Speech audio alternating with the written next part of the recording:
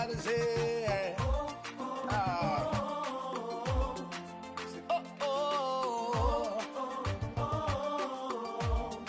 Say, how can I express my gratitude for all the many things you've done for me? Words are not enough, to say thank you. Say, Lord, you are my everything. You're my everything. How can I express my gratitude? How can I express my gratitude for all the many things, Father, you done for me, yeah. Words are not enough to say thank you. Say, Lord, you are, you're my everything. Say, I call you Zion. You're my provider. I call you Nisi. You are my battle. I call you Rapha. Hey. You are my healer. Say, Lord, you are. You're my everything. I call you Jireh. Lord, my provider. I call you Nisi. You are my banner. I call you Rapha.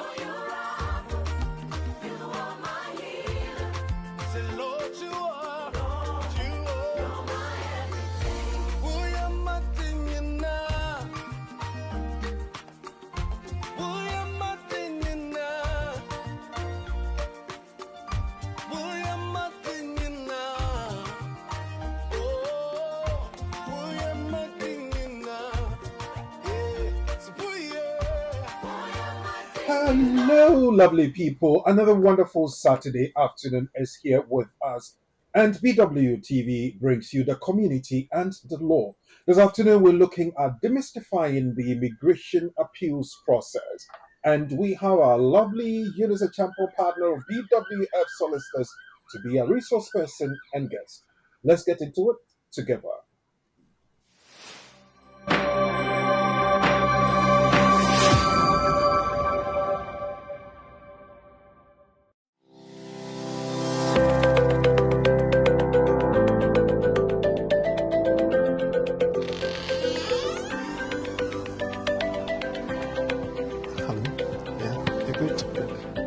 Hello.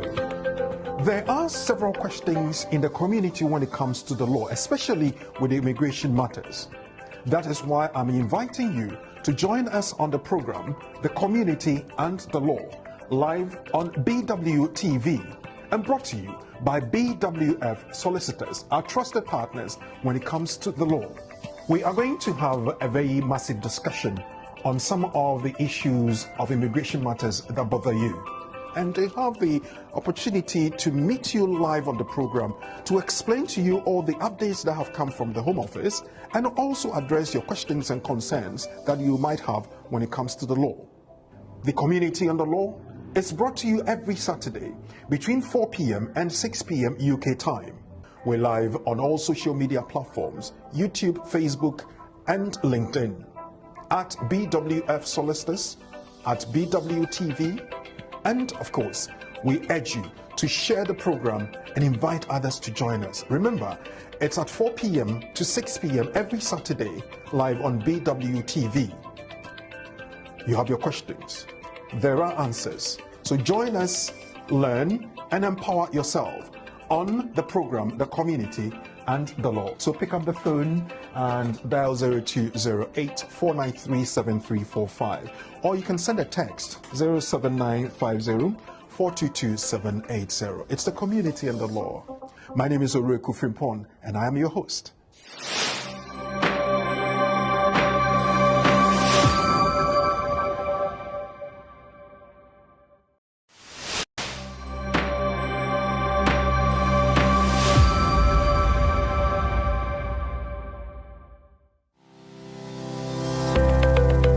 Based in London, we are a dynamic award-winning firm specialising in a range of legal services. Welcome to BWF Solicitors, a trusted and experienced law firm specialising in immigration and nationality, appeals and judicial review, dispute resolution, family and matrimonial, and other family law disputes with international context.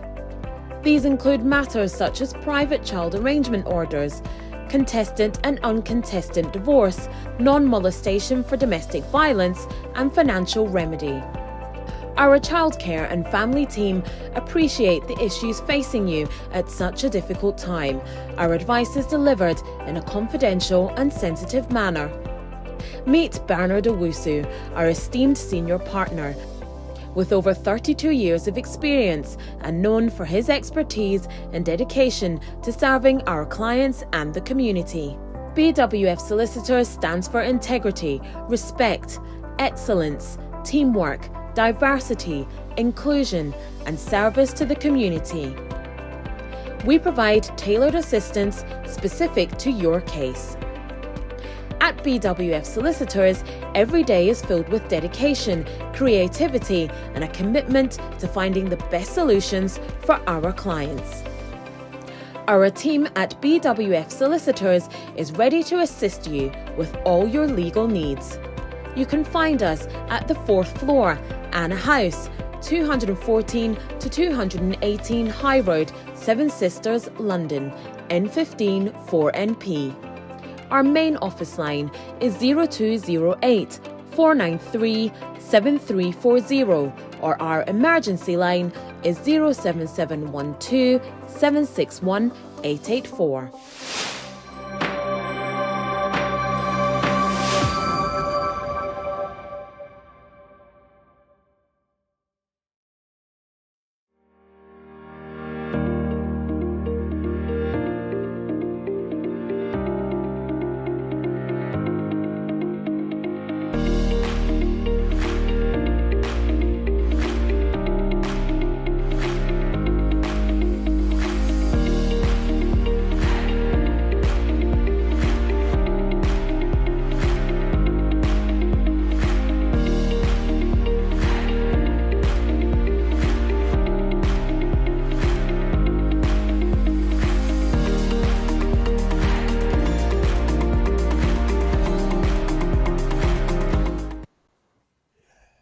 And it's live.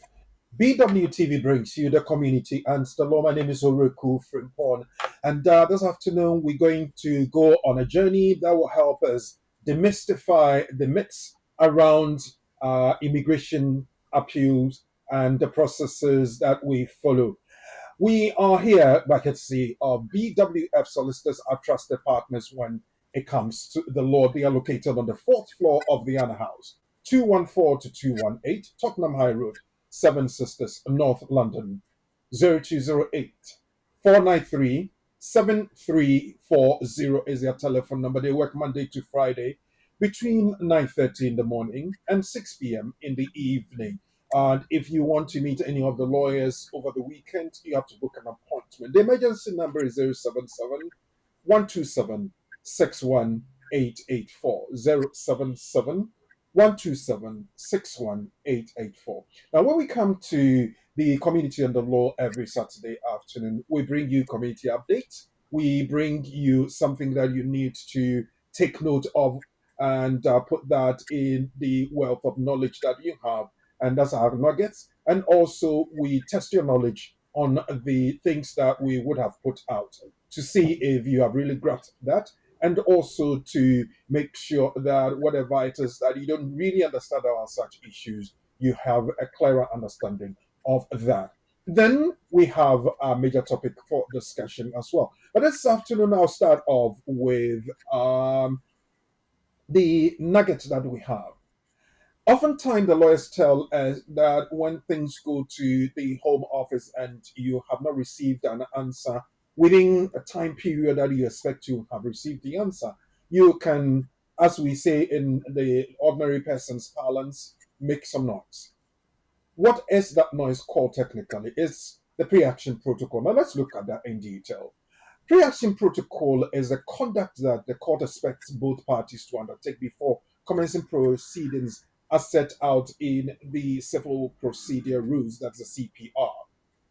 A pre-action protocol letter, or PAP, is a legal letter written to the Home Office in order to try and resolve a dispute before court proceedings are commenced. It is sometimes also referred to as a letter before claim or letter before action. So check the differences there. Yeah. Pre-action protocol letter is sometimes referred to as letter before claim or letter before action.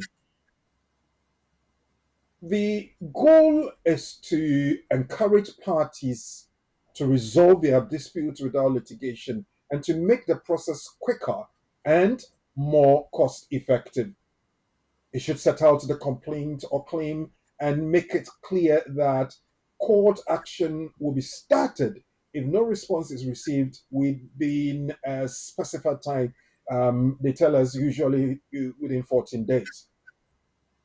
It acts as a final warning to the other party that court proceedings will be started if the problem is not resolved within an appropriate time. Well, when I introduce our resource person, I will ask for a brief explanation of this so we can get a bit more detailed explanation of that than I have done. The update we have for the week obviously will follow. Yes, the EU pre-settled or settled status, the e-visa thing that we have been talking about. If you look at your biometric card, if you have limited leave to remain or you are on the EU scheme, you'd realize that the expiry date is 31st December 2024. And then you also realize that the time that your visa runs out may go beyond the 31st of December 2024. What does that mean? We have been asked to go on to the portal and then create our e-visa account. I remember on this program, we have had the chance to look at the step-by-step process as to how to create the account. At a point, people were told that they needed to wait for the Home Office to write letters to them before they could link the two. This is an update. If you have EU pre-settled or settled status, you have e-visa already. Note that. If you have a biometric residence card, a BRC, and have been granted status under the EU settlement scheme, then you already have an e-visa and do not have to do anything. Listen, if you think that it's not too clear, you want further explanation of that, you want further clarification, you want further support with all those things, call for assistance. Call to BWF Solicitors and they will help you. 0208 493 7340. But listen to this. All BRP holders can now create the UKVI account for the e-visa. Yeah, earlier on we're saying that some you have to wait for the Home Office to write to you before you can connect the card, the BRP number, and the e-visa account and all that. Now the Home Office has announced that its e-visa portal has now opened to all biometric resident permit holders from the 6th of August 2024. Applicants no longer need to wait for an email invitation to apply. The e-visa will replace BRP's biometric resident card, passport endorsements, and vignette tickets by the end of 2024. The transition applies to all visa holders regardless of nationality or visa type. We can also confirm that Ghana passports can now be uploaded onto the e-visa portal. If you have any difficulties, you have any challenges, contact the BWF team of immigration law specialists for advice and assistance in relation to a UK visa application. I'll give you the number again, 0208 493 7340, 0208 493 7340, or the emergency number 077 127 61884. Well, thank you very much. The updates have been given. Let me take this opportunity to welcome those of you who have joined us online. We're live on BWTV on Facebook, on YouTube, and all the other social media platforms. We're also live on BWF Solicitors social media pages, BWF Solicitors Facebook, BWF Solicitors YouTube. So let's see who's here, and let's say our greetings and thank yous. Tilly Juma has always been the first. Tilly, thank you very much. Thank you for joining. You're calling all everybody to come join us. Nanaji, my senior minister, the class has started and it's going on. Please come join us. Margaret Adumensa, you have been called. Kofi Nat, back in Mayor 1. Where are you? Ezekiel Johnson, Tilly is calling. It looks like we're marking the register from Tilly's book. Fred Amoa, yes, you have been mentioned as well. The next one we have Annie Soa says, "Dear sirs, please like, comment, and share." Well, that's the instruction and the plea I'll put before you, that when you come on board, like the page, share, and also let us see you with your comment in the comment section down below. Well, that said, we would want to say thank you so very much, all of you. Once you have shared, we give you that extra thank you. And if you have not, we urge you to do that so the algorithm will look so very nice. And we'll have so many people benefiting from the messages and the knowledge that we'll be sharing this afternoon. Now, who is with us this afternoon to lead us into that discussion where we're going to have a look into the demystification of the process of immigration appeal? Demystifying the immigration appeals process is our topic this afternoon. And our resource person and guest from our sponsors and benefactors is one of the partners of BWF Solicitors, lawyer Eunice Echampo. Lawyer Eunice, good afternoon. Good afternoon. Thank you so very much for joining us. It's been a while. How are you doing? I'm doing well by God's grace, and I hope you're doing well too. Yeah, we so very well. We thank God for mercies. And how is everybody in the family? They're all doing well by God's grace. I mean, hopefully, they'll all be quiet so that we don't get any interruptions. No worries. If they announce their presence, they'll tell us where you have been, so that'll be fine. Well, thank you for joining us. Well, diving straight into it, I pointed out what the updates are, and of course, the nugget. But let's look at the UKVI account and the e-visa creation and the rest of it. The updates have come. Can you throw a little more light on it for us? Okay, so in regards to our BRP cards, and I know a lot of people call them BRP cards, but on it you have the biometric residence permit. And so clearly on the card you see biometric residence permit.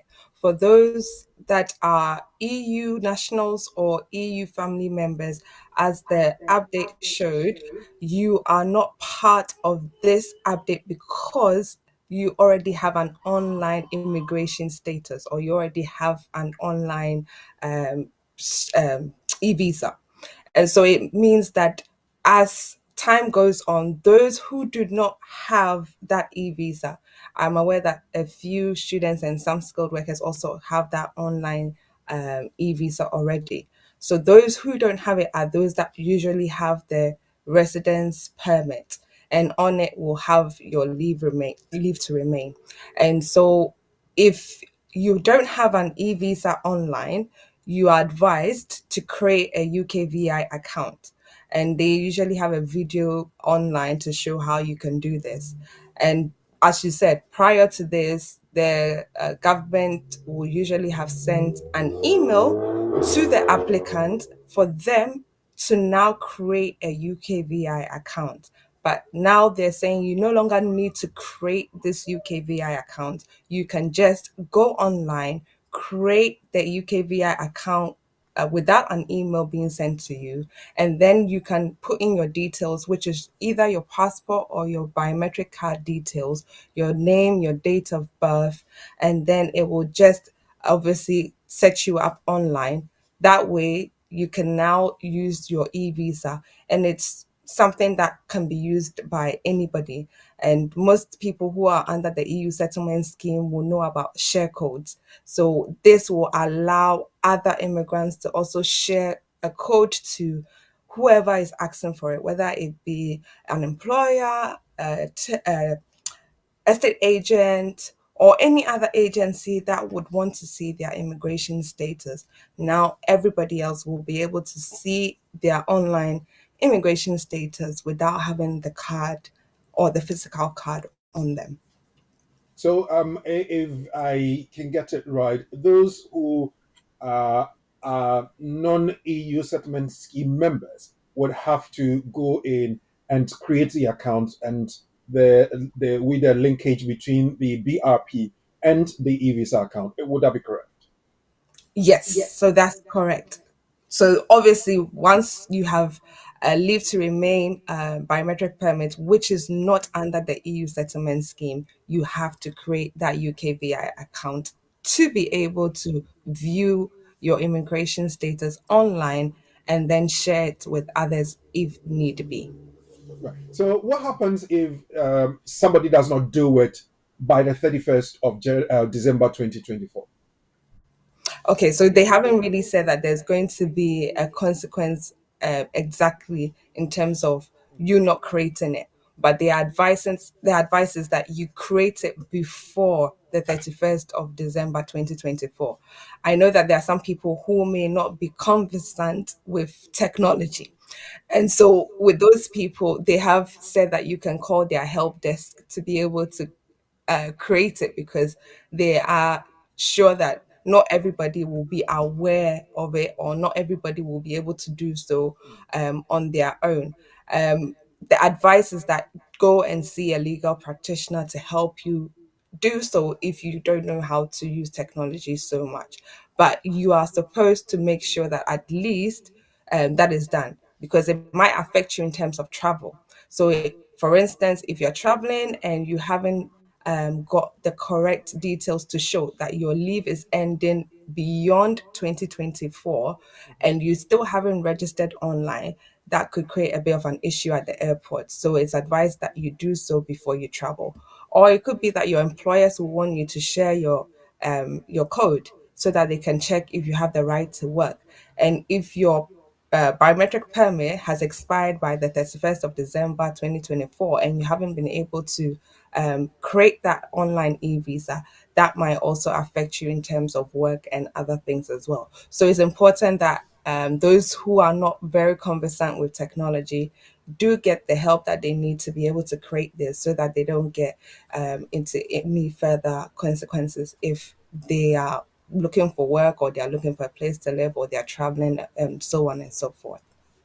Well, so I guess it's appropriate to say that those who created that and were waiting for the Home Office to send them an email, the time is now that right that you can go on and complete that process. So then your e-visa account will be complete. Yes. Yes, right. So I just want to reiterate: all BRP holders can now create the UKVI accounts for the e-visa. Starting from the 6th of August 2024, the Home Office has said that you don't need to wait for an email from them. The portal is open and you can create your account straight away. Well, I guess the other thing I mentioned was a nugget where we talked about pre-action protocol. The conduct that the court expects both parties to undertake before commencing proceedings are set out in the CPR. Um, to us ordinary persons who are not legal brains, for lack of a better expression, we are saying that, well, that's making noise before the Home Office responds, or probably when they have delayed in responding to something you expect a response from within some time. It is. Is that what the PAP of the that conundrum we are talking about? Is that what it is? Okay, so as you said, the PAP or pre-action protocol is usually what we will call a letter before claim or a letter before action. And this is usually when a dispute arises, parties would usually have to take this first step before they take any legal proceedings into court. This is part of the civil justice system, and the pro forma that you will have as a pre-action protocol or a letter before claim or a letter before action is part of our civil procedure rules. And so usually they would expect that this will be done because parties would usually have one dispute or the other, and they would expect that the court will expect that this is done in order to settle matters or settle disputes even before they bring it to the courts. And there are consequences if you do not follow the pre-action protocol. The courts might award costs to the party that didn't respond, or the party that didn't send the pre-action protocol in the first place. And so usually we would say that a pre-action protocol would have to be sent and will be exchanged between both parties in order for them to understand what their positions are. And so if, for instance, my application has been refused, I do not agree with the refusal decision, and I say, okay, I want to take this further because I don't have a right of appeal, for instance. I don't have a right of appeal. The decision was wrong, and therefore I will note down the reasons why I think the decision was wrong, and then send it off to the Home Office for them to also respond and let me know what their view is. And also, it helps in terms of settling the matter, like we said. So it's seen as some form of alternative dispute resolution, where you can both come together and agree which way to proceed. So if the Home Office come back and they say, well, we believe that our decision was wrong, please give us about 3 to 6 months to process this again, and then we will make another decision in regards to the refusal decision that was sent on so and so date. And of course, once the response are going back and forth, and we know that there is um, something to look forward to, basically, in terms of the Home Office coming back with a positive decision, or they might come back with a not so positive decision. And so, in a way, you're helping each other to come to a settlement or come to a resolution before going to the court.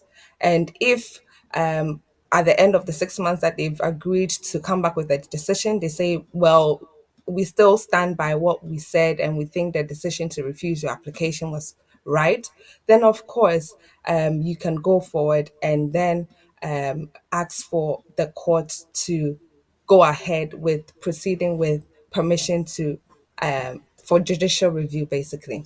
And so when it comes to the pre-action protocol, there are benefits to it, and there are expectations in terms of what the parties should do and obviously should not do if they were to have a dispute.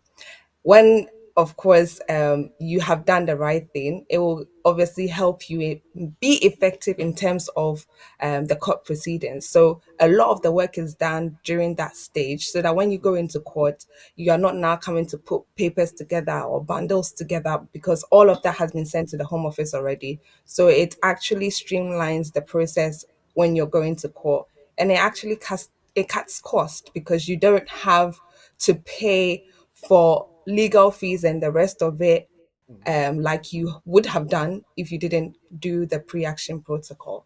So there are benefits to having done the pre-action protocol before attempting to go and go forward with a legal proceeding or a judicial review per se.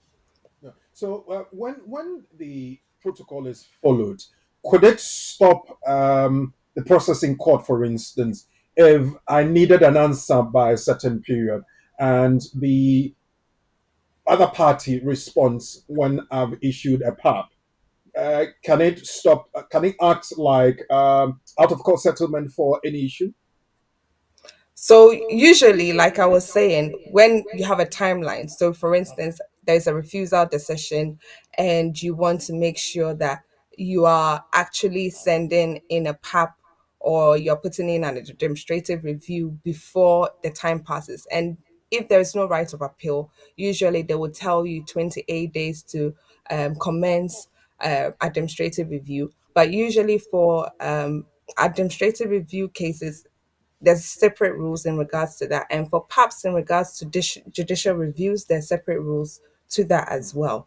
And so when you look at our civil procedure rules, when it comes to judicial review, you usually have 90 days to commence legal action after the date of the decision. So if, for instance, the decision was made, let's say in June, then I know that by October, thereabouts, I should have obviously filed my permissions for judicial review to the court already. but you still have to go ahead and put in a pre-action protocol before you can do so. Well, that's clear. If you have any further answers, ladies and gentlemen, you can send in your questions or comments via text 07399208468, or you can send an email to admin@bwfsolicitors.com, admin@bwfsolicitors.com, or you can call them on the office number 0208 493 7340 The emergency number is 077-127-61884. You can find the numbers at the bottom of your screen. Well, we just stepping back for a brief moment, and when we come back, we're looking at demystifying the immigration appeals process. Now, when Lawyer Eunice was talking about the pre-action protocol, she kind of alluded to that situation a bit. Now, they've made a decision and you think that they are wrong, you go to court to appeal against the decision, or a court has made a decision and you think that it was wrong in law one way or the other. How do you go about it? What is the process? How do we start and end? And when the appeal process ends, what is next? These will be answered when we come back.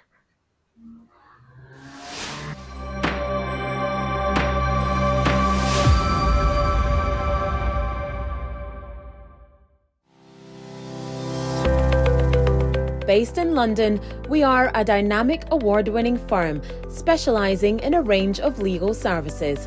Welcome to BWF Solicitors, a trusted and experienced law firm specialising in immigration and nationality, appeals and judicial review, dispute resolution, family and matrimonial, and other family law disputes with international context. These include matters such as private child arrangement orders, contested and uncontested divorce, non-molestation for domestic violence, and financial remedy. Our childcare and family team appreciate the issues facing you at such a difficult time. Our advice is delivered in a confidential and sensitive manner. Meet Bernard Owusu, our esteemed senior partner, with over 32 years of experience and known for his expertise and dedication to serving our clients and the community. BWF Solicitors stands for integrity, respect, excellence, teamwork, diversity, inclusion, and service to the community. We provide tailored assistance specific to your case.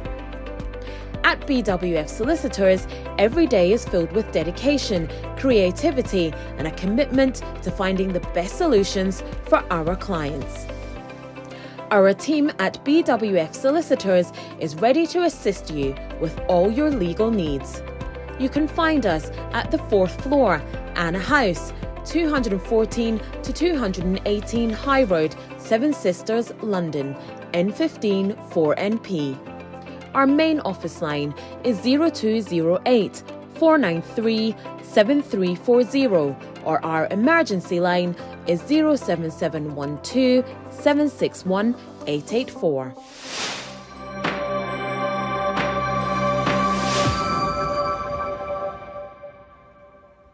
We're live on BWTV, BWF Solicitors, both on Facebook and YouTube, and the program is the community and the law. This afternoon, we're going to discuss demystifying the immigration appeals process. A resource person and guest for this afternoon is a partner of BWF Solicitors, Lawyer Eunice Achampon. And Lawyer Eunice, let's start off with this. Let's situate what an appeal is. What do we appeal against? Okay, so I know our topic seems like a big word when it comes to demystifying, but it's just to say that there's nothing really mystical about appeal processes. There's nothing really strange or complex about them. They are quite straightforward if you know what you're doing. So an appeal is usually granted to an appellant if they have the right to do so. So let's look at who would usually have a right to appeal. because not everybody has the right to appeal. So if, for instance, I've received a refusal decision, not everybody will see on their refusal that they have a right of appeal. Some people may only be able to go further with administrative review, and some people may have both, having the right to go ahead to lodge an appeal or to have administrative review done in terms of their refusal. So when it comes to an appeal, those that usually have that right will be seen under our Immigration Act of 2014. So it's sort of renewed those who would come under that right. And so it says that those who have humanitarian protection or those who have a human rights claim would usually be able to have the right of appeal. But we know that in terms of the withdrawal agreement between the UK and the EU, those that are EU nationals and their family members also have a right of appeal if their application is to be refused. And then there are those that will be deprived or be deprived of their British nationality. They also have a right of appeal if their um, passports or their British citizenships were to be deprived of them. So these are the categories of people that would usually have a right of appeal if, let's say, their application was refused. Sure. I know that before 2012, some people would have said, "Oh, I had a visit application. I was refused, and unfortunately, I don't have a right of appeal." And unfortunately, the law was amended such that it took away the right of most people who would usually have a right of appeal, and therefore we have now just a number of people, a few category of people who can appeal if their application is refused. So if I have the right of appeal and I want to set out on that process, um, do I necessarily have to employ the services of a lawyer, or I can get to do it all by myself if I have the confidence and the wherewithal to do it? There are some people that are confident enough to do it, and those people are usually termed as litigant in person. And so they would go ahead and obviously lodge an appeal because they think that they have the know it to lodge an appeal.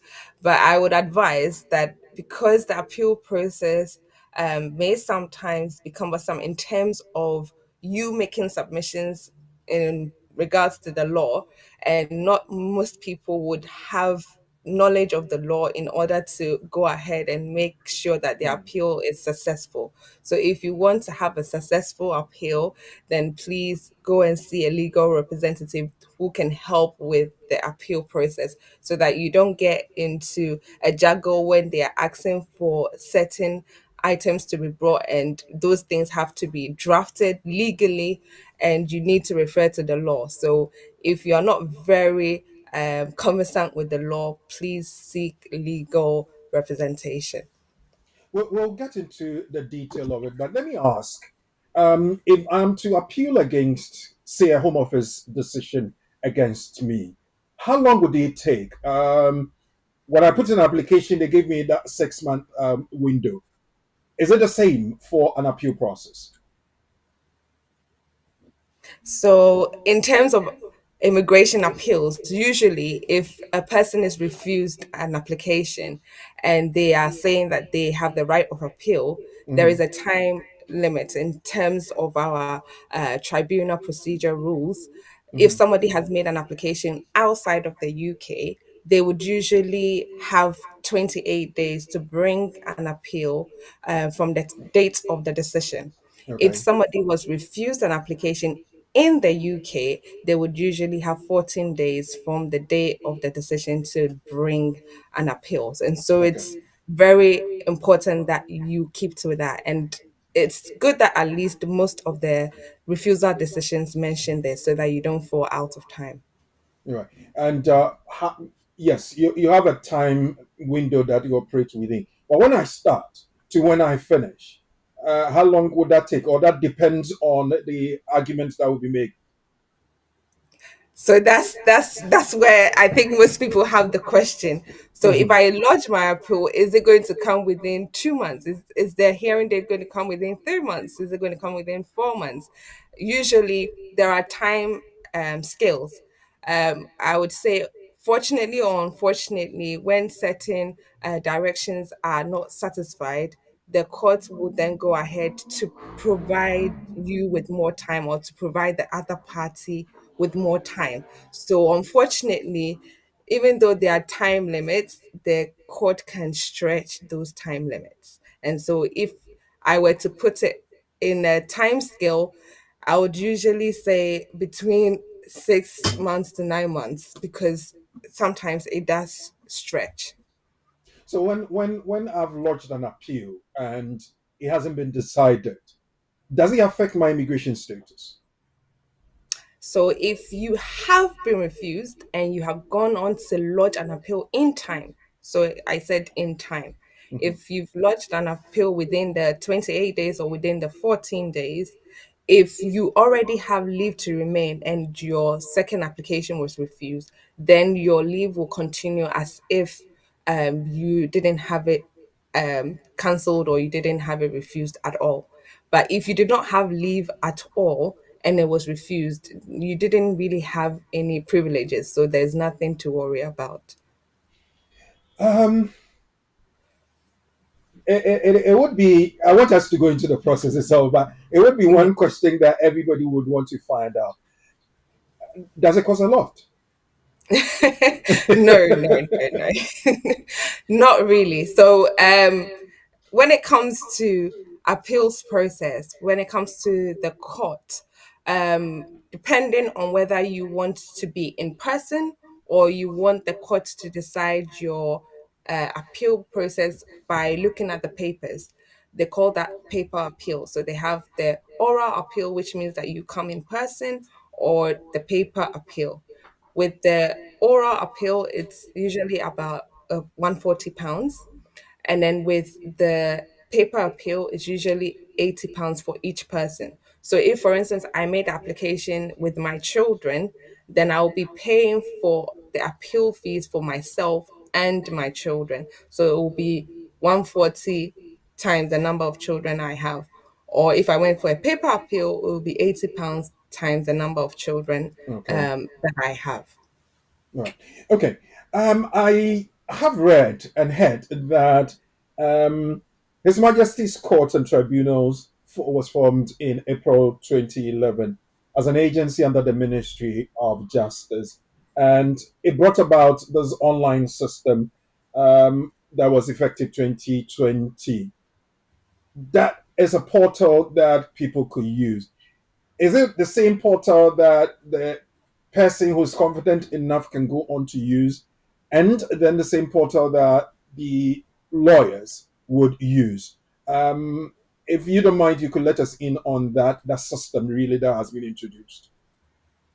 Okay, so as a result of the COVID-19 breakout, a lot of changes came about, and Mm, they tried to simplify processes for everybody else to be able to use the system. And so, whereas before you would have to fill in a paper application and have it sent to the court in time because you're doing it by post, now we have an online system, and so you don't have to worry about the postman not sending your appeal in time. mm.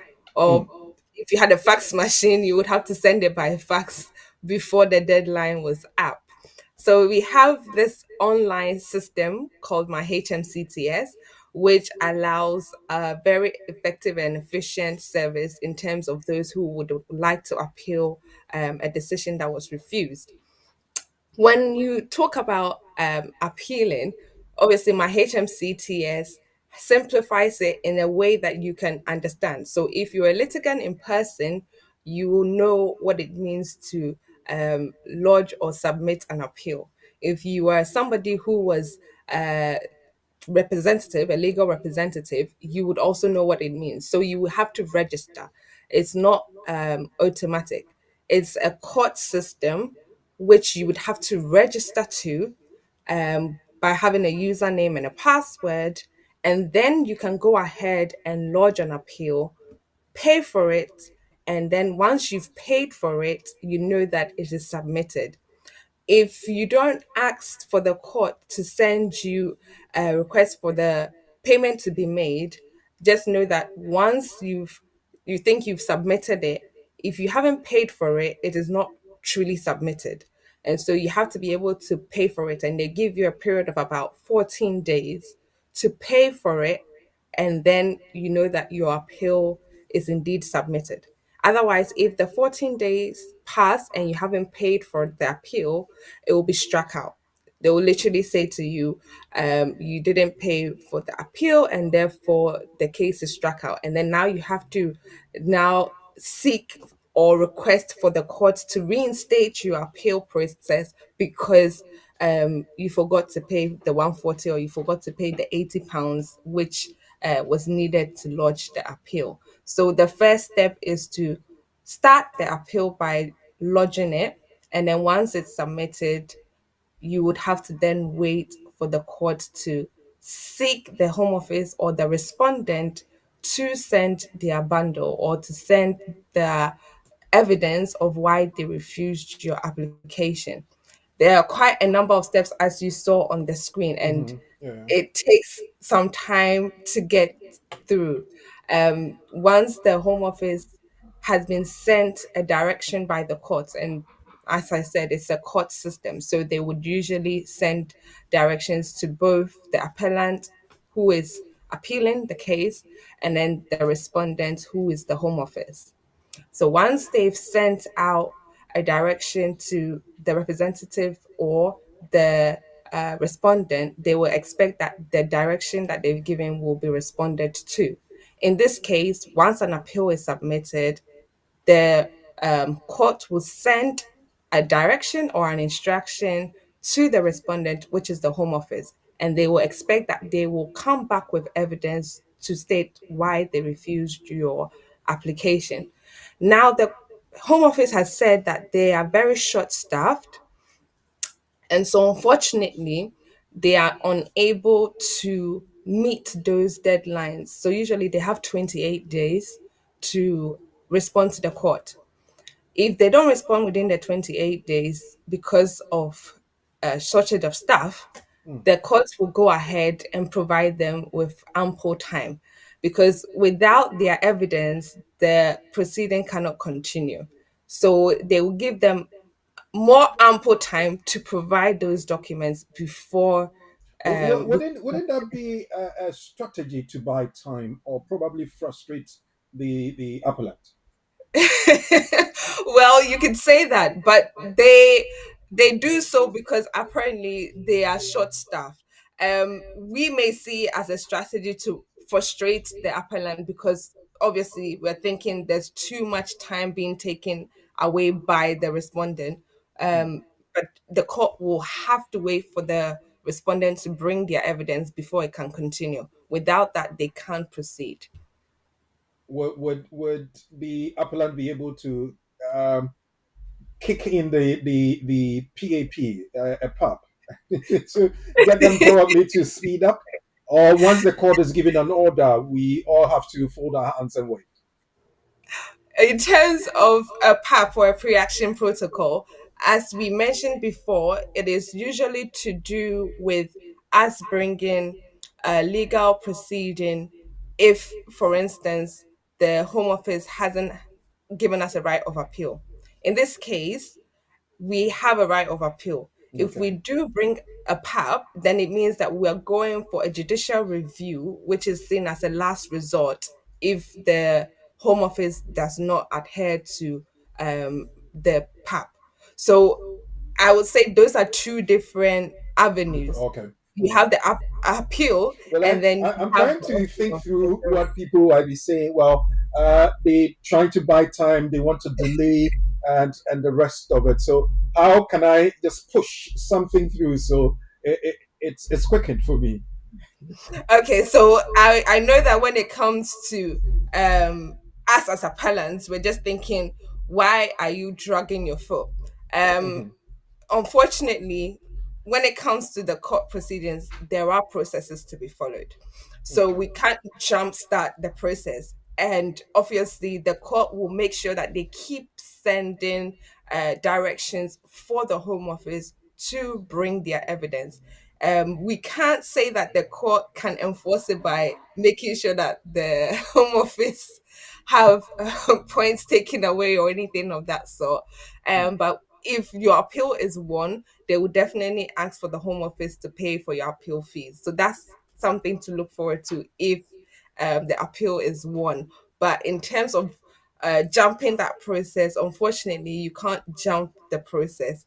You just have to keep communicating with the court and then see how far they go with the respondent. Right. If you just joined us, we having a discussion on how to go through the immigration appeal process. Now, people think that is a very shrewd, very hidden in some things that are so intricate that you would be having to really crack your brains around it. We try to demystify that. And as lawyer Eunice has said, there's a process and there's this online and a portal system that's been introduced, and the court follows the process to the T so that whatever needs to be done will be done. If the other party that you are appealing against, their decision is not ready, the court obviously when they have applied, we'll give them time to get everything ready. So then there will be enough evidence to make the decision. And oftentimes it's us against the Home Office or the Home Office against us when the decision probably has gone in our favor, and the Home Office would want to appeal against it and let the courts decide. So demystifying the immigration appeal process is what we're discussing. If you have any question, you can text that to 07399 208 468 or send a WhatsApp message to the same number. Or you can put your questions and comments in the comment section down below on Facebook at BWF Solicitors and BWTV. Also on YouTube at BWF Solicitors and BWTV. We'll take a quick break. When we come back, we'll be looking at some of the things that go on during the appeal process. And then my question that I posed earlier on, when the court has made a decision on the appeal, whether it was granted or denied, beyond that, what next? Is the community and the law.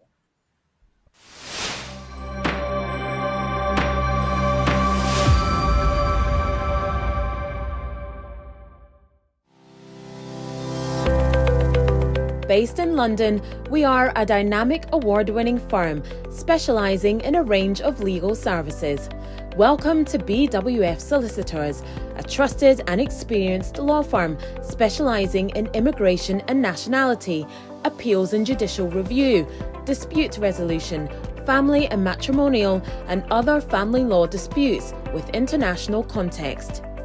These include matters such as private child arrangement orders, contested and uncontested divorce, non-molestation for domestic violence, and financial remedy. Our childcare and family team appreciate the issues facing you at such a difficult time. Our advice is delivered in a confidential and sensitive manner. Meet Bernard Owusu, our esteemed senior partner, with over 32 years of experience and known for his expertise and dedication to serving our clients and the community. BWF Solicitors stands for integrity, respect, excellence, teamwork, diversity, inclusion, and service to the community. We provide tailored assistance specific to your case. At BWF Solicitors, every day is filled with dedication, creativity, and a commitment to finding the best solutions for our clients. Our team at BWF Solicitors is ready to assist you with all your legal needs.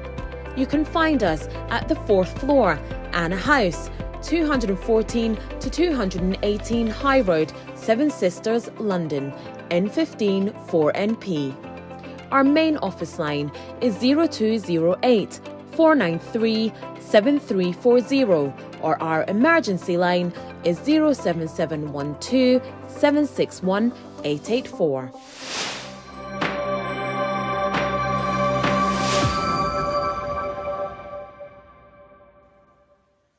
And welcome back. Thank you very much for sticking around. Yes, we're waiting for your comments and your contributions on the topic we're discussing this afternoon, demystifying the immigration appeal process. You can put them in the comment section down below on Facebook at BWF Solicitors, on YouTube at BWF Solicitors. Our resource person and guest from our proud sponsors is lawyer Eunice Echampon.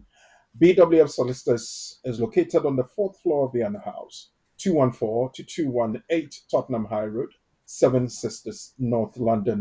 Monday to Friday between 9:30 and 6 p.m. You can find them in the office working. You can call them, book an appointment, and see any of the competent lawyers and members of staff.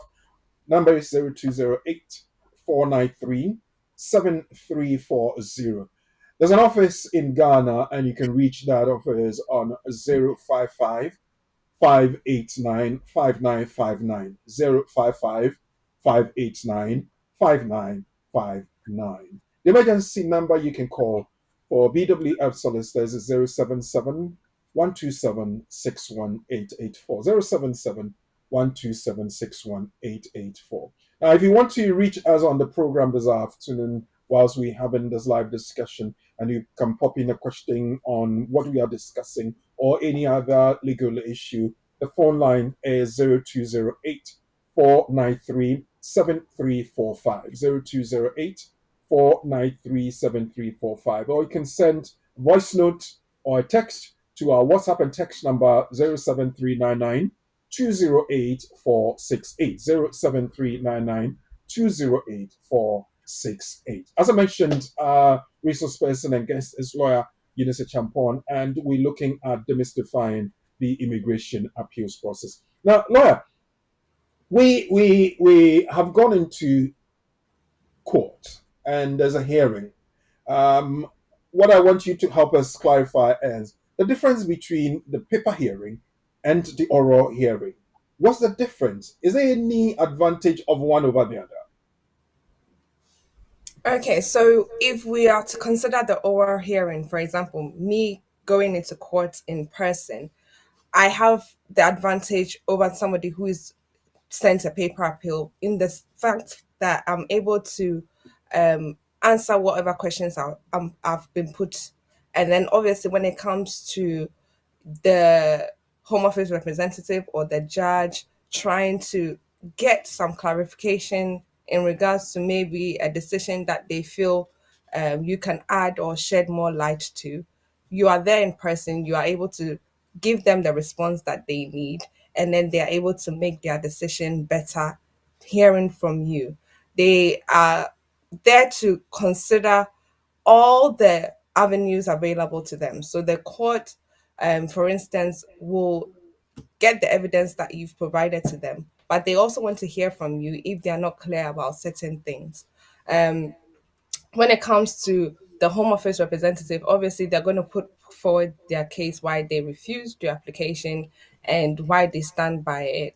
But if you are able to let the court hear you out and they think that you are a credible witness or you have given them your genuine answer in regards to something that they think maybe they could have supported you with if you were there in person rather than on the paper, then it helps in that sense because sometimes on paper you may put forward your witness statement and you haven't put it clearly. So if, for instance, they are asking, "Oh, we see that your signature was not on the marriage certificate, or your signature was different on the marriage certificate," you are saying to them, "The signature was different because I have different signatures, and sometimes I sign this signature on certain documents and I sign this signature on other documents." But if in your witness statement that's not clear, they will go forward and say, "Well, you didn't clarify why your signature was different on the marriage certificate, for instance, and therefore we don't think that you've provided a credible or reasonable reason why the signatures were different." And then they can obviously make a decision which will not favor you if the decision was made. So it makes sense to be there in person so that certain questions or certain information which needs clarification can be brought to the forefront. Also, when it comes to a paper appeal and a oral appeal, I always say that when you get into court, you are able to then have a full picture of why your decision was refused. Sometimes it may be that when you're looking over the refusal decision, you miss out certain key bits. And because some people may not necessarily be legal representatives, they may just go on one arm of the refusal and they haven't looked at everything in its totality. Whereas if, for instance, you were a litigant in person and you were going in person without a legal representative, you have a full picture of the reasons why they refused you. And then that way you can clarify those things to the court. A legal representative will always have a full view of the refusal decision because they can pick out the reasons why you were refused. When it comes to a legal representative preparing the bundle, a bundle is usually your evidence that you're putting forward to the courts for them to use as a way to make their decision, whether to obviously grant your appeal, like you said, which is to allow your appeal, or to dismiss your appeal. If for any reason you think that getting a legal representative is expensive, then obviously you would need to get some support in preparing the bundle, preparing your witness statements, and all the other evidence that the court needs. But with a legal representative, we will have view of all the reasons why your application was refused. We will try as much as possible to make sure that all the evidence that is needed for the court to make their decision is within the bundle. And once you also go to court, it helps for the court to then ask those necessary questions where they need clarification. So for something like a signature, sending a paper appeal may be advantageous to the appellant because it's just on the basis of them not signing a signature that they are used to.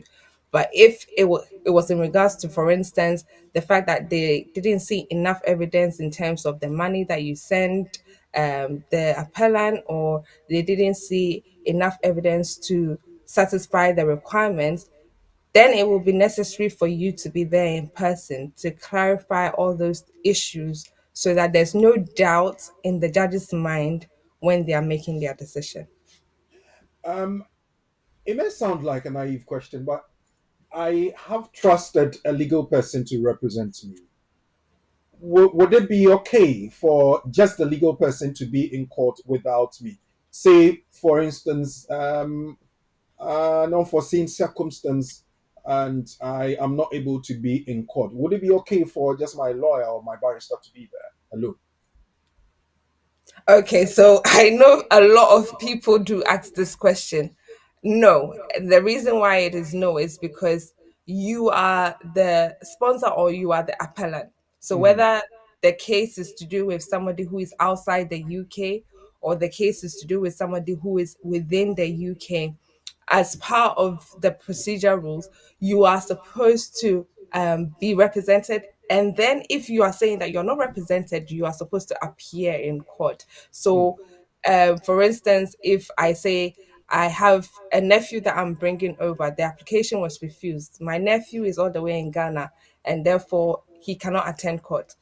Fair enough, because he's outside of our jurisdiction, that's fine that he can't attend. But we would usually ask for the sponsor who is sponsoring the nephew to come into the UK to be present so that if there are any doubts or any clarifications to give to the court, you are Okay. able to do so because you are the one who is sponsoring the application and you are the one who is providing evidence to satisfy the requirements. So if you are there, then you are able to say, yes, I sent this amount of money. This amount of money is sent because he needs it for A, B, C, D. Not unlike what the Home Office has said. The Home Office have totally ignored the evidence that I sent, but this is the evidence that I sent, and this is what he uses it for. So you are able to provide the clarification that the judge needs to be able to make their decision. So if the appeal is upheld, can I ask the judge to ask for a repayment of my costs? So if your appeal is allowed, like Yeah. we usually say, of Mhm. course, when it comes to uh, courts that are awarded, the judge would usually look at the reasons why the appeal was allowed. Okay. If for any reason, let's say that the appellant also didn't adhere to certain requirements during the appeal process, the court may decide not to award costs to the appellant. But in most cases, if the appeal was allowed based on the fact that the requirements that needed to be met, the immigration requirements were met, and therefore the Home Office refused on a basis that was not lawful, then the court will go ahead and award costs automatically. So you don't even have to request for it because the court will say that it was allowed because you meet the requirements and therefore cost will be awarded to the appellant because obviously they've been allowed the appeal. Well, whilst we're learning of the technicalities and the processes, we're learning the jargons as well.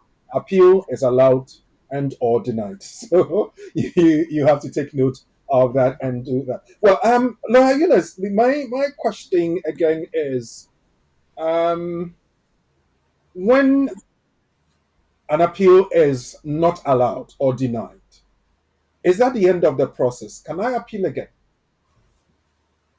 So, in a case where, for instance, you've gone for your hearing, the appeal is therefore allowed because the court believes that you meet the requirements, that's fair enough. You go ahead to let the Home Office know that, well, after 28 days or after 14 days of the court's decision, we haven't had any correspondence to state that the Home Office or the respondent has asked for permission to appeal.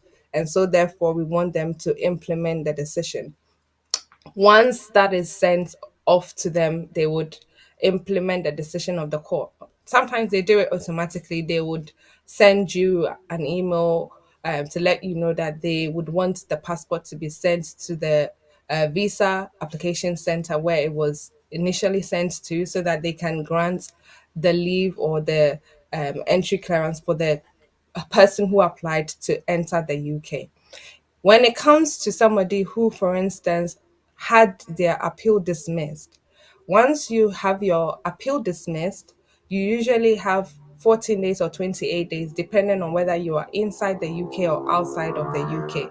You have that time limit to ask the court for permission to appeal based on an error of law, and it has to be a material error of law. So, for instance, the decision that was made by the judge, you believe that he made a mistake in interpreting the law, and therefore you are standing on that to ask the court for permission to appeal. You usually have to go through the first tier tribunal. And if the first tier tribunal says, oh, okay, we think that the decision that was made was made correctly, you can go up to the upper tribunal. So the upper tribunal is also the higher court after the first tier tribunal, and you can seek permission to appeal from the upper tribunal, and they can decide whether the decision was a material error of law or not. And if they believe that it was a material error of law, they can either ask for the case to be sent back to the first tier tribunal again, or they will go ahead and make a new decision in regards to whatever material error of law there was. So those are the two avenues in terms of whether a decision is allowed or a decision is dismissed. Well, I'll pose my last question before I throw it to our dear viewers and listeners. The lines are active, so you can call in if you have any questions. 0208 493 7340, 0208 493 7340. Or you can put it in the comment section below. We'll pick it up and get lawyer Eunice to help us answer that. My last question is, yeah, the portal. You go on there, you register, you create space for yourself, and you've gone through the appeal, it's granted or dismissed, and you do not want to follow it up again. What happens? Do I have to close the portal? And a further question: if I have another appeal different from what I appealed against earlier, can I use the same details and the space on the portal to go through another appeal process? Okay, so I think the first question has to do with you not using the portal anymore. When it comes to the HMCTS portal, once you have registered, you are given a username and password. So if you no longer wish to use that portal anymore, you don't have to log in. I mean, you've created it, it's going to be there, but you don't have to log in for any reason. And so I'm sure they have a time period for non usage. And if that time period passes, I'm sure they will send you an email to let you know that they will be taking your details off their system. But in terms of us as legal representatives, once we have created that login detail, we use it for multiple appeals. So it's not just one person, we use it for multiple people's appeal. And it is only addressed to us as legal representatives. So we don't see other law firms' appeals and the rest of it. So the court will obviously assign us to our own portal where we have our own appellants cases on there. And obviously we can log in as many times as possible to have to lodge appeals for others and to process the appeals of those that are pending. In terms of the second question, I think it was to do with whether if I was, for instance, on the appeal process, do I have to wait for the court to send me evidence? I'm No, not no. sure. What I meant was, I think you kind of alluded to it in your earlier answer. If I have completed the appeal for one case and I didn't close the portal, if I get another case that I'm appealing against differently, it may have a different case reference number and all that. And once I have the portal, like lawyers you do, an individual who's not a lawyer, can I keep that portal and help myself on it again or help another person on it? Okay, so if you are a litigant in person, of course, if you want to use the same portal that you created for another appeal case, you can do so because it the whole portal allows you to obviously apply for multiple appeals when necessary. So, like you said, I've already alluded to the fact that you can have multiple appeals on one On portal one portal. or one account. Yes, so your text messages and WhatsApp messages are invited now 07399208468, or you can call us on 0208 493 7345. You can also decide to drop your comments and your questions on the comment section in on our platform, Facebook, YouTube, and all the other social media platforms as well. So I'm waiting for your calls. Let's see if we can pick one or two from the platform and get lawyer leaders to help us do that. So the lines are active, as I said. Asante Richard says, is there any reason why the appeal court keeps long in their decisions, especially with regards to EU settlement applications? Someone's own has taken 1.5 years. Well, time is of the essence, lawyer Eunice. Yeah, so I think what he's trying to say is that why has the process taken so long? And I'm sure he hasn't had a hearing date. So he's wondering why the court has taken so long to obviously grant them a hearing date. Um, like what I was saying in terms of the processes, the court will not jump a step just because it has the power to do so. I would wait for that step to be responded to or for the direction they've given to be satisfied before they jump to the next step. And when our director behind the scenes showed the timeline, it had about 10 to 11 steps on there. So it means that after you lodge your appeal, it doesn't go straight to the court scheduling a hearing date. it has to go through the process of the Home Office bringing their evidence. Then it has to go through the process of us who are appellants or representatives of the appellant also providing our evidence that we are standing on to argue or challenge the decision that was made by the Home Office. Once the Home Office has sent their evidence, then we can go ahead and also provide our evidence. Not only do we have to provide evidence, but we also have to provide something called an ASA, which is the appeal skeleton argument. Usually, I would say that if you are not knowledgeable in the law, it's always best to get somebody who is knowledgeable in the law to draft an ASA, and then that will be provided to the court. Once that has also been provided to the court, then the court will ask for the Home Office to review the evidence that you have provided. And so the Home Office will have to review it before the court can go ahead and say, because you have reviewed the evidence and you still feel there's no reason why you should change your decision, we will ask for the appellants to give us any requirements that they need in terms of the hearing. So now we have the video hearing, or what we call CVP hearing, and then you have the in-person hearing. So all of the two are both oral hearings. And so if the court, having looked at your hearing requirements, decide to go ahead with the CVP hearing, then it means that you can have it done by video link without having to step in the courtroom.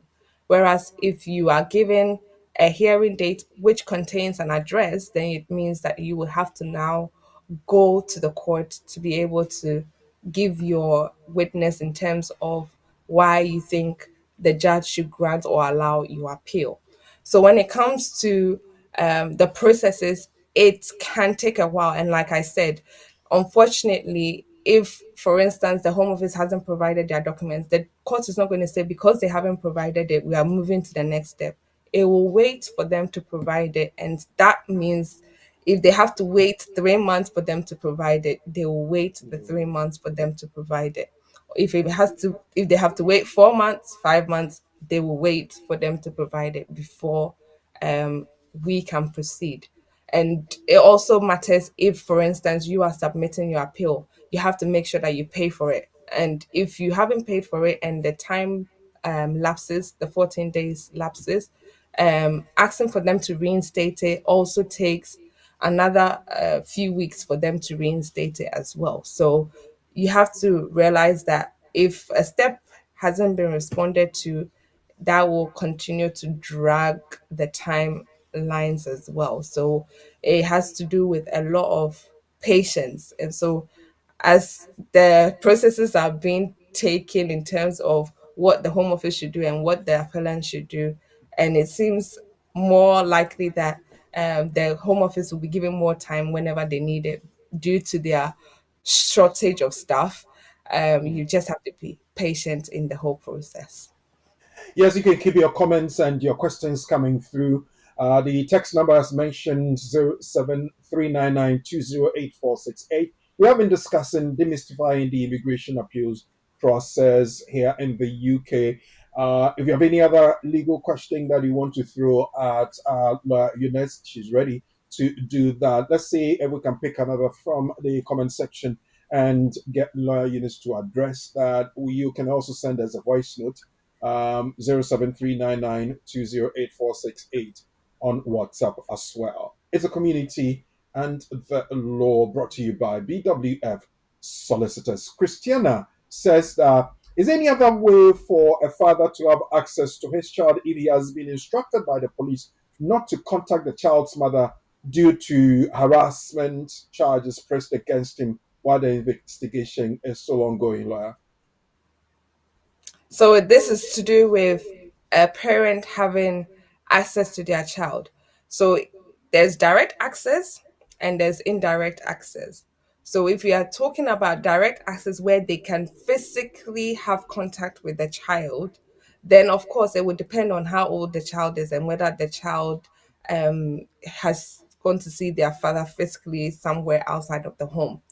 If you're talking about indirect access, then of course the father can contact the child by phone, by email, by whichever means possible, that they can obviously have access to that child. So if it's indirect access, of course the father has rights in regards to him having contact with that child. And so you can't deny a parent from having contact with their child. And it also depends on how old the child is, whether the child also has those means to be able to speak with the father or to be able to contact the father physically. So in this case, I don't know how old the child is, but if the child is old enough to phone the dad, let's say they are 7 or 8, they will definitely phone the dad without the mother's permission. If they have to meet the father physically, it might mean that maybe the father is seeing them at school, after school, whichever means that the father may find possible, they may contact the child. Um, just because the mother is being harassed doesn't necessarily mean that the child is also being harassed.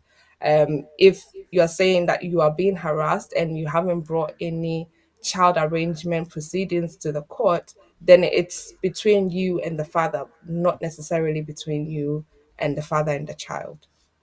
All right.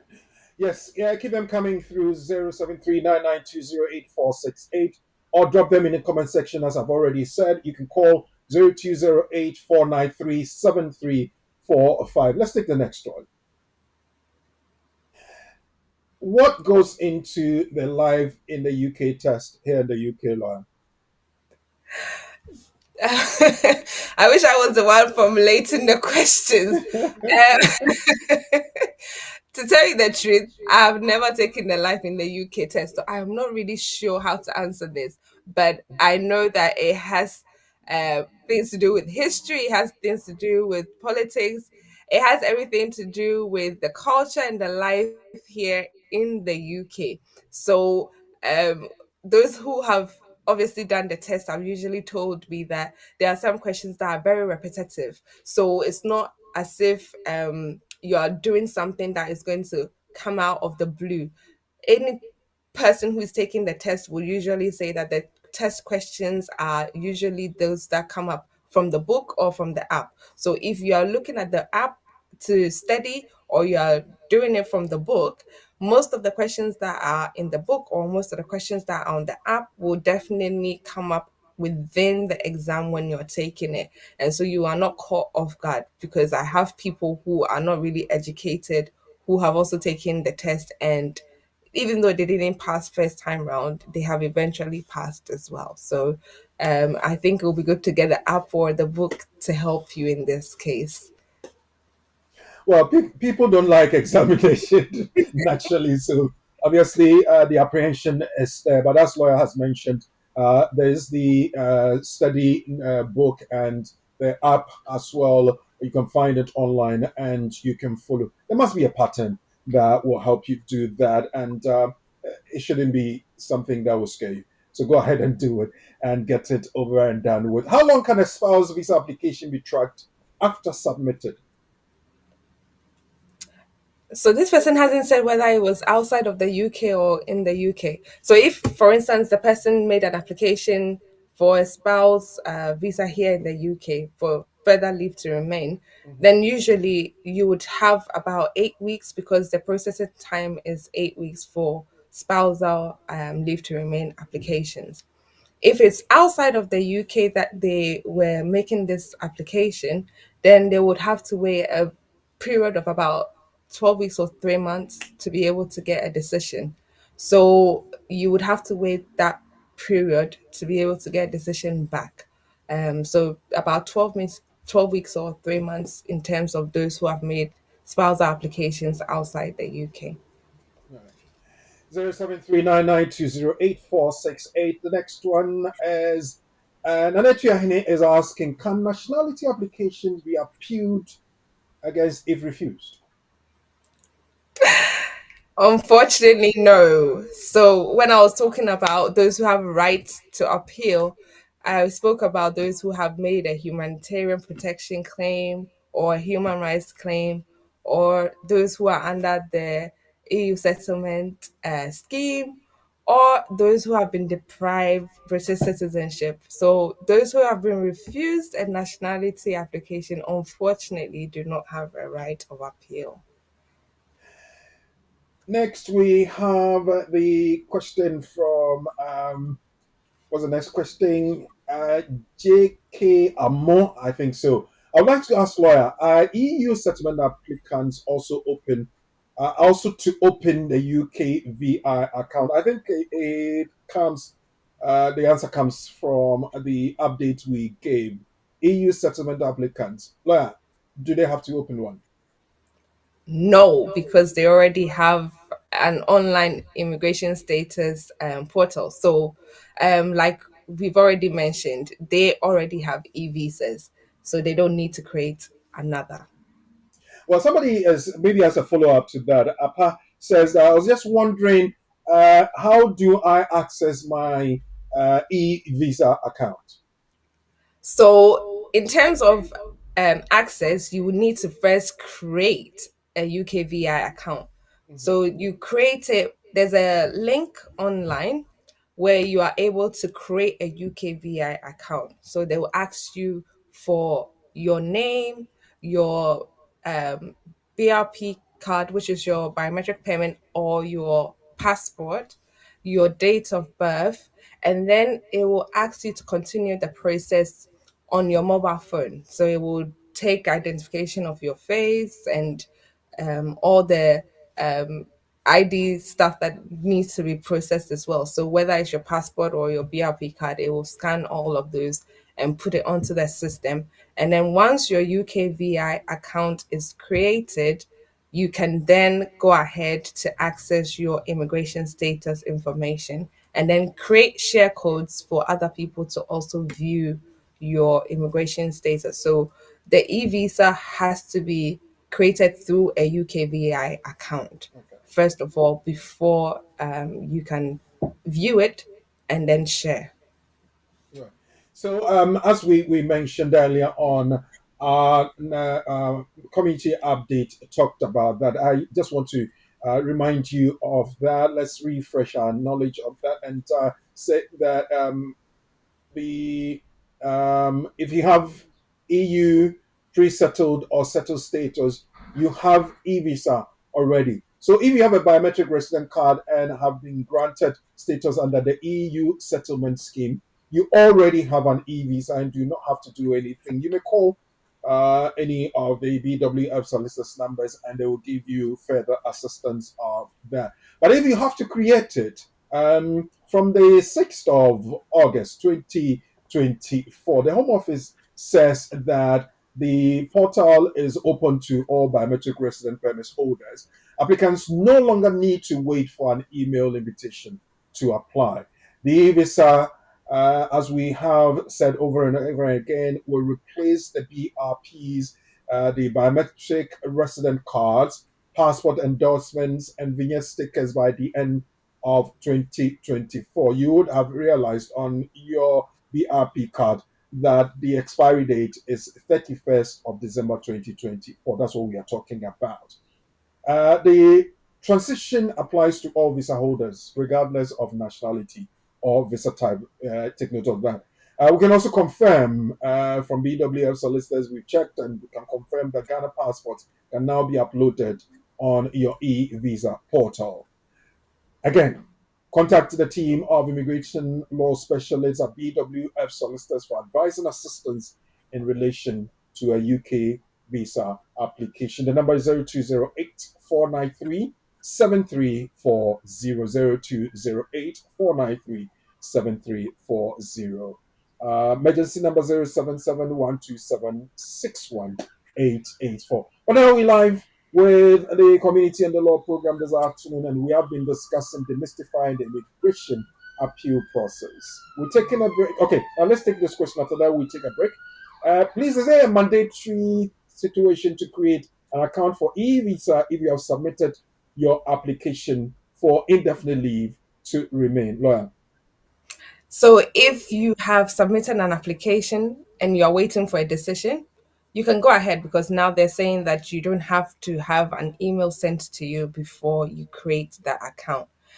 All permit holders. That includes indefinite leave to remain um, holders. It's not just for leave to remain holders, it's also for those who have indefinite leave to remain. So if you have not got a British passport, you are to create an e-visa account unless you already have one. So everybody who is a permit holder and not British has to have an e-visa account so that they can view your status online, and they don't need to obviously request for a biometric card or anything else because you have everything online.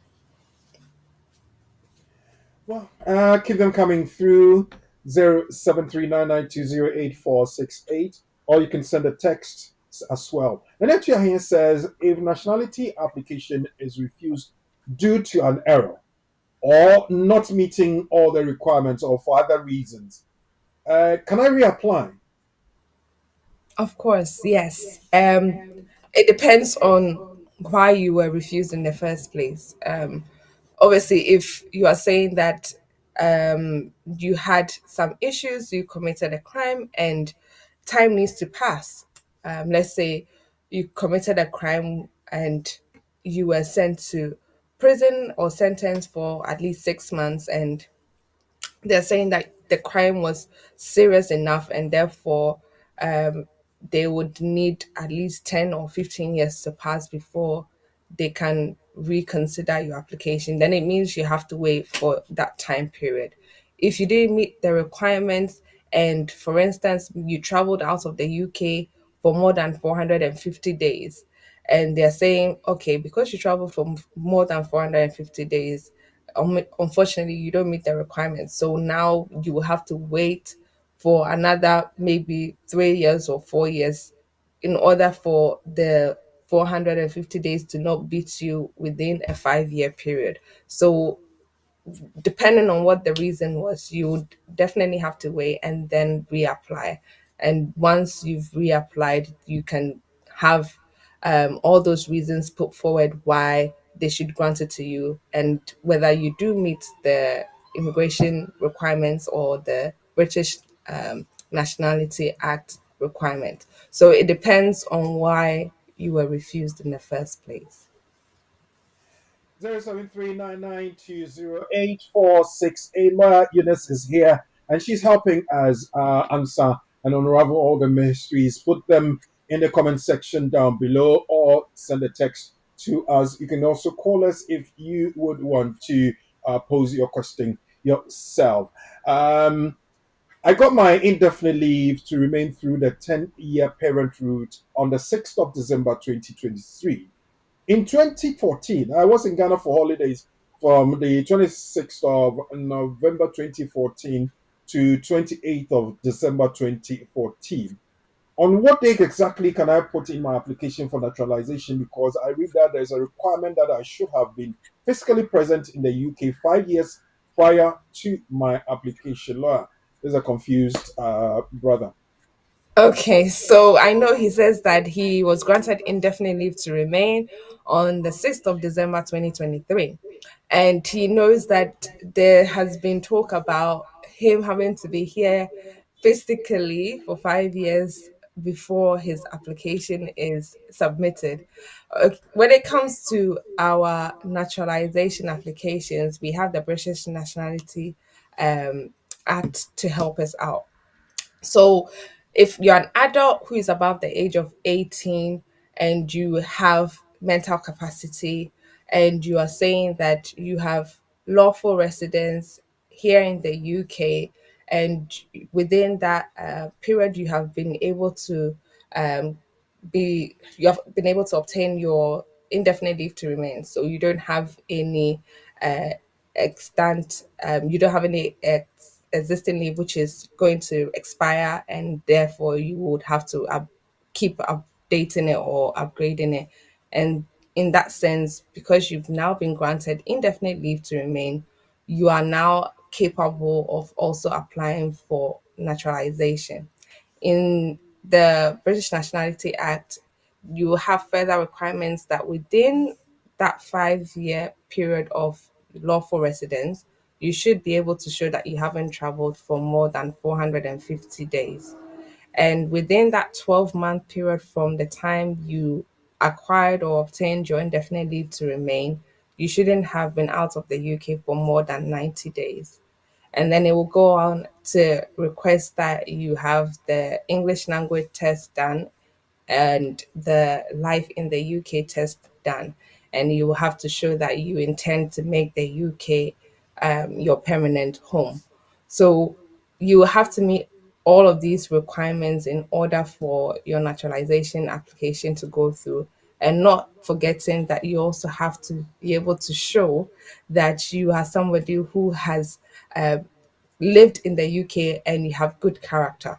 So there's no definition for good character, but they have a guidance as to who they will consider as a person who is of good character.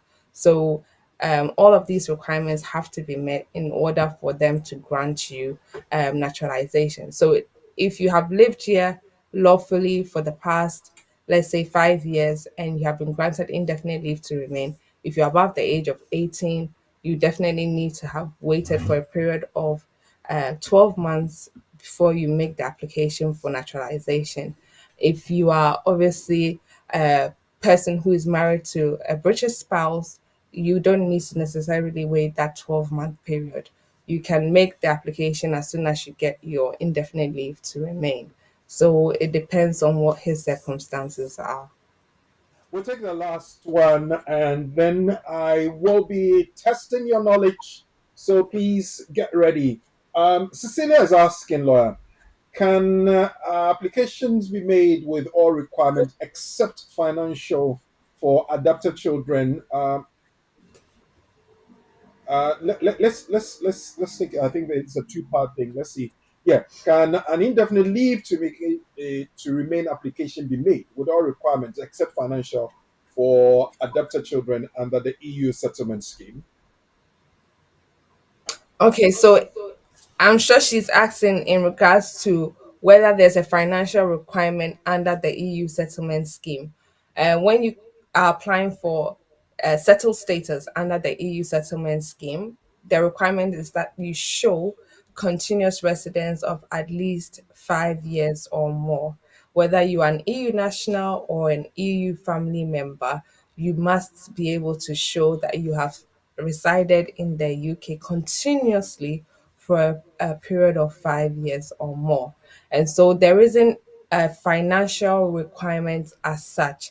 I know that previously to when we were part of the EU, under the EU regulations, we would have had to ask the EU national whether they have worked. So usually either they show that they have been a job seeker for 6 months, or they have worked, or that they are a self sufficient person, or that they were a student with comprehensive insurance. All of those were under the old regulations. But under our current EU settlement scheme, there is nothing to say that they would have to satisfy a financial requirement before making the application. So in terms of the adopted child, if they have all the documentations to show that they were adopted and they are now making the settled status application after being granted pre-settled status, then the evidence they would need would just be evidence of 5 years continuous residence. Thank you very much, lawyer. And at this point, I would want to take that question, that scenario that I want you to consider and see if you can get me the correct answer. Now, listen to this. Ajo Mansa, a Ghanaian migrant, applied for a visitor's visa for her mother to visit her and her family in the UK for 4 months. The application was refused because the entry clearance officer said he didn't believe Ajo's mother was a genuine visitor without a right of appeal. Ajo has heard that although her mother did not have a right of appeal, she can bring a judicial review action to challenge the decision. She was therefore advised to send pre-action protocol, that is PAP. My question is, what should be the content of a good pre-action protocol, that's a PAP letter? Now, Listen to this scenario carefully. Ajo Mansa, a Ghanaian migrant, applied for a visitor's visa for her mother to visit her and her family in the UK for 4 months. The application was refused because the entry clearance officer said he didn't believe Ajo's mother was a genuine visitor without a right of appeal.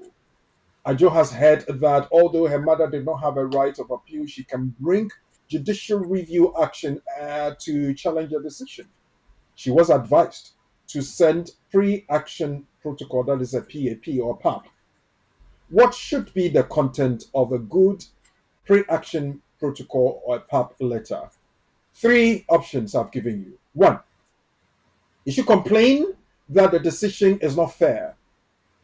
Ajo should use the opportunity to send new evidence. Or 3, challenge why the decision is wrong and point out why they are wrong with specific examples in the letter. 1, complain that the decision is not fair. 2, use the opportunity to send new evidence. Or 3, challenge why the decision is wrong and point out why they are wrong with specific answers in the letter. Ponder over this. I'll be right back.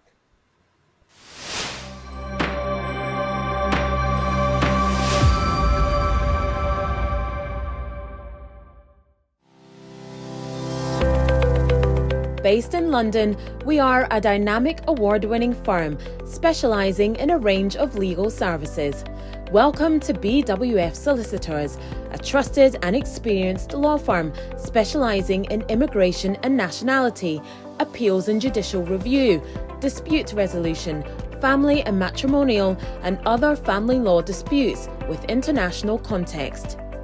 These include matters such as private child arrangement orders, contested and uncontested divorce, non-molestation for domestic violence, and financial remedy. Our childcare and family team appreciate the issues facing you at such a difficult time. Our advice is delivered in a confidential and sensitive manner. Meet Bernard Owusu, our esteemed senior partner. With over 32 years of experience and known for his expertise and dedication to serving our clients and the community. BWF Solicitors stands for integrity, respect, excellence, teamwork, diversity, inclusion, and service to the community. We provide tailored assistance specific to your case. At BWF Solicitors, every day is filled with dedication, creativity, and a commitment to finding the best solutions for our clients. Our team at BWF Solicitors is ready to assist you with all your legal needs. You can find us at the 4th floor, Anna House, 214 to 218 High Road, Seven Sisters, London, N15 4NP. Our main office line is 0208 493 7340, or our emergency line is 07712 761 884.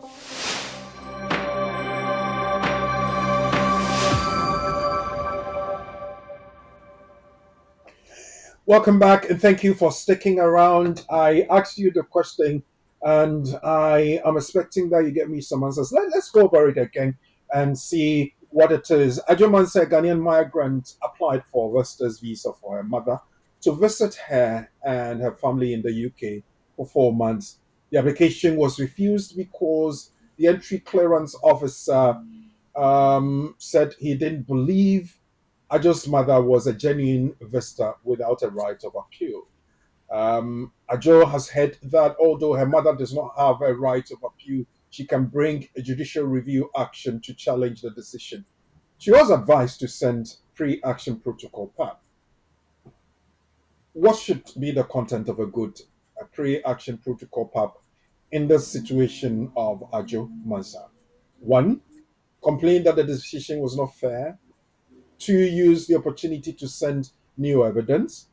Or challenge why the decision was wrong and point out why they are wrong with specific examples in the letter. Now, my litigant persons, my pocket lawyers, my ordinary friends and family, what are your answers? Let's see what you have. get on the platform, social media platform, and send me the answers. You can send a text with your answers as well. Let's see who has anything on there. Alexa says number 3, challenge why the decision is wrong and point out why they are wrong with specific examples in the letter. Well, we'll see later on. Kofi Asante says it's number 1, complain that the decision is not fair. Yeah, obviously it's not fair. Why would you want to point out that my mother is not a genuine visitor? Number 3, Nana Kwame says is number 3, challenge why the decision is wrong and point out why they are wrong with specific examples in the letter. Okay, well, Nana Kwame, thank you very much for that. Let's see what else we have. Wahine Kojo says it's number 3. Okay, we read that the decision is wrong and you need to point out. So, what needs to be pointed out in the letter? We'll be looking at that if that's the correct answer. Yeah, Boaji, yeah, says number 2, use the opportunity to send in new evidence. Yes, to show that your mother is a genuine visitor, isn't it? Okay, now let's go on. The next one is from Gifty HR in team. Gifty says is number 3, asking Ajua Mansa to challenge why this decision was wrong and point out why they are wrong with specific examples in the letter. Yeah, on team again says number 3. So thank you very much. Time and tide waits for no man. Let's see. Okay, Tilly says number 3. We will be going over to Lawyer Eunice to help us get the right answer and see who will get it correct this week. You can send in your text, or if you are one of litigant persons or a pocket lawyer or has the bravery to explain what it is, you can also call us in on the number 0208493735 to explain your answer, why you think is either 1, 2, and or 3. Efiapia says it's number 2. Use the opportunity to send new evidence. Okay, now let's go over to Lawyer Eunice to help us look at this. A German's situation. Lawyer Eunice, what would be the content of a good pre-action protocol letter in this our situation? Okay, so we have a list of options. The first one says complain that the decision is not fair. Um, if you are drafting a pre-action protocol, a letter before claim or a letter before action, there is a pro forma as to what should go in there. You have to be able to say who you are, the respondent, who the respondent is, what the legal issues are, and what your arguments are in regards to those legal issues. So if you're just saying that the decision is unfair, then unfortunately, you're not explaining much to the decision maker to make a decision. Number 2 says use the opportunity to send new evidence. No, unfortunately, that will not help your case because you are telling them that this is what was granted or this was the decision that was made. We don't believe that the decision that was made was correct by law because you have to put forward your legal issues and your submissions in regards to those legal issues. And then you obviously tell them why their decision was wrong and obviously go on to tell them the timelines by which you want a decision to be made. So the correct answer is number 3. So challenge why the decision was wrong, and then obviously put forward your arguments as to why you think that the decision that they made was not correct or why you believe that the decision that was made was not in line with the law. So once you've put forward your legal issues and your submissions as to the reasons why you should have been granted the visa or the leave or whatever it is that you are challenging, then you can obviously expect that the respondents will have enough to make their decision on. Yeah, one further question I will ask is in Ajo's situation, the caseworker said that he did not believe that Ajo's mother was a genuine visitor. Yeah. Genuine visitor. What would constitute a genuine visitor? Because I may have provided my bank details. I would have stated there, obviously, that my mom will go back after the 4 months that she's been visiting. Uh, I may have given them evidence that she has ties back home and would need to go back and continue with whatever she's doing. What would constitute a genuine visitor? And what might get them to even suspect that my mom may not be a genuine visitor? So there are a number of reasons put forward, or a number of options in regards to who a genuine visitor is under our immigration rules. And usually they will consider somebody who has probably received other visas to other countries before. So, for instance, if Ajo's mom has previously traveled to the UK or another country before, and she has obviously complied with those conditions when she went there, they would see that as somebody who is a genuine visitor. They would also expect that if Ajo's mom has been to the UK before, she wouldn't come repetitively. Otherwise, if she is somebody who maybe was granted a 6 months visa and kept coming time after time in that same 6 month period, she would not be considered as a genuine visitor because they will see her as trying to make her home here in the UK. Another thing will be the fact that they want to know what ties that she has back in her home country. And sometimes they would say that because you haven't provided sufficient evidence to show your circumstances here in the country where you're from, therefore they don't believe that you're a genuine visitor. Obviously, if you're making the application, like you said, you will provide enough evidence to provide them the reasons why you believe that you are coming for that period of time.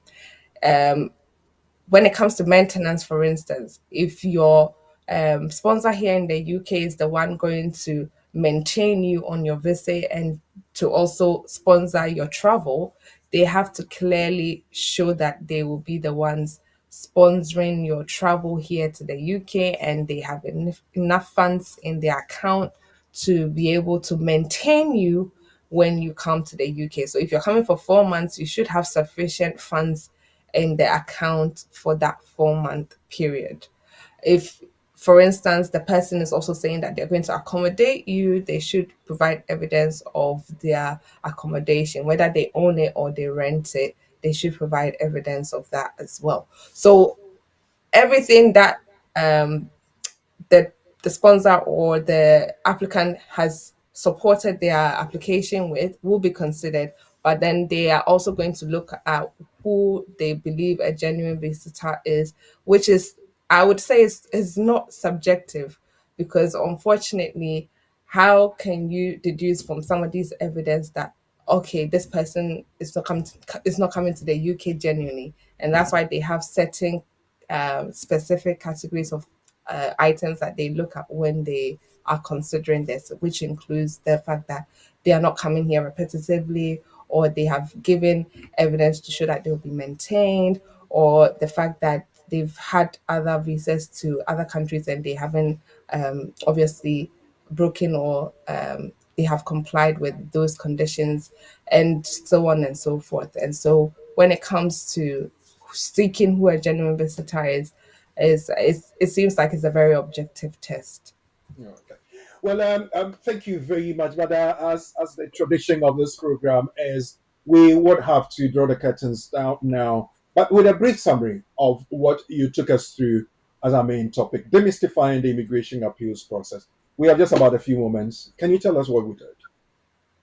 Okay, so to summarize what we spoke about in demystifying the appeal process, I spoke about the fact that not everyone has the right of appeal, and therefore the right of appeal is usually granted to those who have a human rights claim or a humanitarian protection claim, or somebody who is under the EU settlement scheme, and somebody who may be deprived of their citizenship as a British citizen.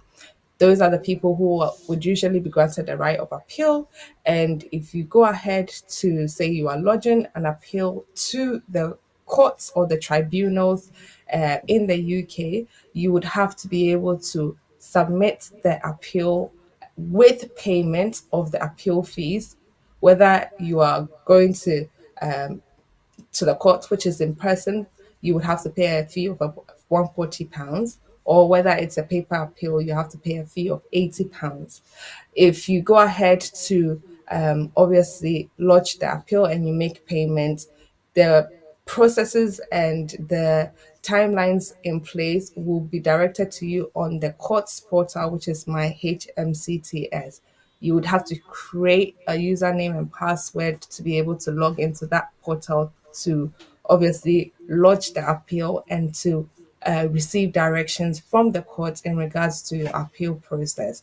And so there are a number of steps that have to be taken before the court can grant you a date for your hearing. And once a date is granted, you can therefore go for your hearing and then a decision will be made. Usually, between the hearing and the decision, it's about 2 weeks at least. And then some judges may take a bit longer to make a decision. But if your decision is an allowed appeal, you can go on and have the Home Office implement that decision. If your appeal is dismissed, you will have the right to request for permission to appeal either to the First Chair Tribunal and the Upper Tribunal. So, in a very short and concise way, you can apply for the courts to have your appeal processed in person, or you can have it done by paper. And you can do it as a litigant in person, or you can choose to have it done by legal representatives who would be able to help you process it much easier. Well, with that, I don't need to say anything extra and say, but to say thank you very much, Eunice, for your time. And we're so happy to have you back. It's been several months since we have not had you on the program. So, to everyone that's been part of this production, we want to say thank you so very much to my co presenters, Pamela and Mayete. Thank you for your effort and your contribution. To my colleagues, friends, and family at BWF solicitors, both here in the UK and back home in Ghana. Thank you for the research, the admin staff, and all the bits.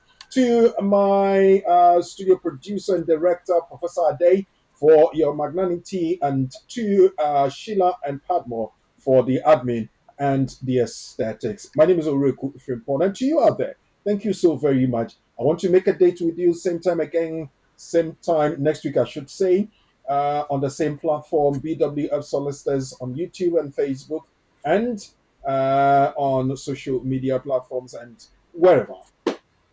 It's been good having you around. I know you will be with me again same time next week. Until then, be good. Good evening.